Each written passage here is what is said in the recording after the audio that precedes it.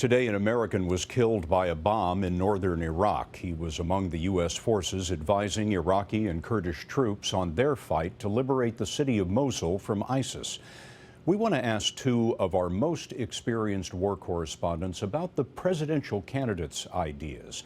Elizabeth Palmer is just back from Syria, and Holly Williams is in northern Iraq tonight. Let's begin with what Trump said about the White House announcing its Mosul plan in advance.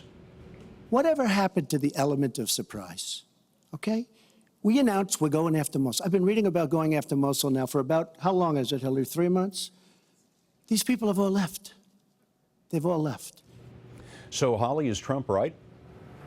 Well, Scott, I think that secrecy would have been very, very difficult. This is a multinational effort, not just the US, and most of the thousands of fighters on the front lines here are from Iraq, from different factions, ethnic and religious groups. Remember also that making it public that the offensive was about to begin gave the residents of Mosul, who are being used as human shields, a chance to try to escape or perhaps to prepare to rise up against ISIS. Holly, Trump also said advance warning gave the leaders of ISIS a chance to escape Mosul. What of that?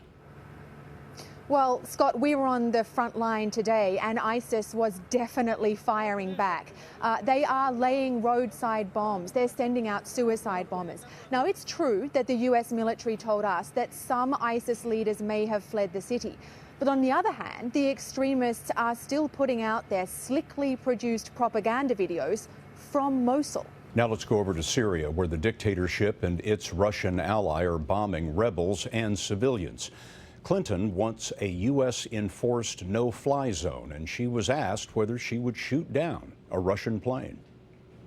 I think a no-fly zone could save lives and could hasten the end of the conflict. I am well aware of the really legitimate concerns that you have expressed from both the president and the general.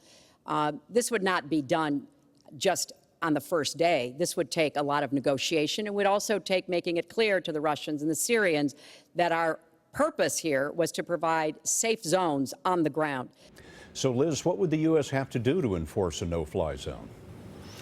Well, the first thing it would probably do is look for strategic partners. It wouldn't want to go it alone in a very controversial operation, and it may also look for backing from the UN. That could take months, and by then the Syrian war could look very different. And those civilians who need protection from the bombing by then may be ringed by Syrian troops and unable to move into the protection of a no-fly zone. Secondly, the risk of escalation is huge. Not only would the U.S. have to face the possibility of shooting down a Russian warplane, but it would have to destroy Russia's new ground-to-air missile system, which is now installing in Syria. So basically, bluntly, this would pit two nuclear-armed nations against one another on a battlefield. The insights of Elizabeth Palmer and Holly Williams, thank you very much.